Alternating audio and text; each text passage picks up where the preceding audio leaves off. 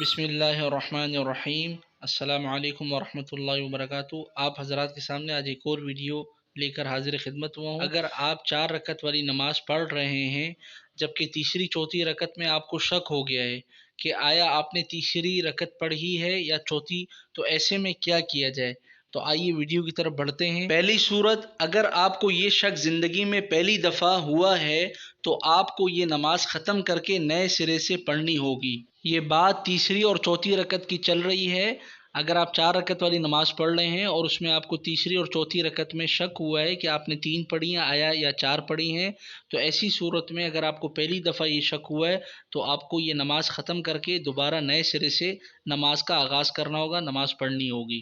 دوسری صورت، اور اگر آپ کو یہ شک اکثر ہوتا رہتا ہے تو غالب گمان کے پیش نظر اگر آپ کو یہ لگتا ہے کہ آپ نے 3 رکعت پڑھی ہیں تو مزید 1 رکعت پڑھ کر 4 رکعت پوری کر کے آخر میں سجدہ سہو کر لیں۔ اس طرح آپ کی نماز انشاءاللہ مکمل ہو جائے گی۔ اسی دوسری صورت کی ایک اور قسم، اور اگر یہ گمان آپ کو 4 رکعت پڑھنے کے بارے میں ہوتا ہے تو 4 رکعت مکمل ہو جانے پر آخر میں سجدہ سہو کر کے نماز مکمل کر لیجئے۔ جس طرح پچھلی والی صورت میں آپ کو 3 رکعت کا غالب گمان تھا کہ آپ نے 3 رکعت پڑھی ہیں، تو 1 رکعت اور پڑھ کر 4 رکعت مکمل کرنے کے بعد آخر میں سجدہ سہو کرنا تھا۔ یہاں پر دوسری ایک اور صورت ہے، اگر آپ کو 3 نہیں بلکہ 4 رکعت کا غالب گمان ہے تو آپ 4 رکعت مکمل ہو جانے پر آخر میں سجدہ سہو کر کے نماز مکمل کر لیجیے۔ تیسری اور آخری صورت، اور اگر آپ کو یہ تعین کرنے میں غالب گمان کسی طرف نہیں بیٹھ رہا کہ آپ نے 3 رکعت پڑھی ہیں یا 4، تو ایسے میں کم رکعت کا اعتبار کر کے 3 رکعت کو متعین کر لیں اور مزید 1 رکعت پڑھ کر آخر میں سجدہ سہو کر کے نماز مکمل کر لیجیے۔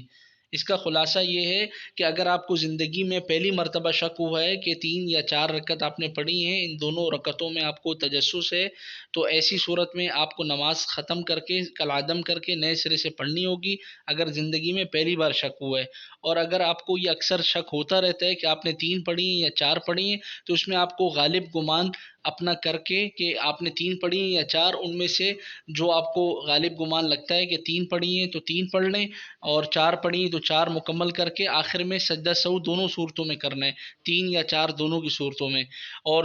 ایک اور جو آخری صورت ہے تیسری، اس میں یہ ہے کہ اگر آپ کا غالب گمان کسی طرف نہیں بیٹھ رہا، یعنی آپ شک میں ہی ہیں ابھی تک، تو آپ اس میں کم والی صورت کا اعتبار کریں، یعنی کم سے کم رکعت کا آپ اعتبار کریں۔ 4 اور 3 میں آپ کو جب تجسس ہے تو آپ 3 سمجھ کر 1 اور رکعت پڑھ کر آخر میں سجدہ سہو کر لیں، انشاءاللہ آپ کی نماز صحیح ہو جائے گی۔ اگر آپ کو ویڈیو پسند آئی ہو تو اسے لازمی طور پر آگے شیئر کیجیے گا، کیا پتہ آپ کے ایک شیئر سے کسی اور بھائی کی بھی نماز صحیح ہو جائے، بہن کی نماز صحیح ہو جائے، اور آپ کو قیامت تک اس کا ثواب ملتا رہے۔ جزاک اللہ خیرہ۔ السلام علیکم ورحمۃ اللہ وبرکاتہ۔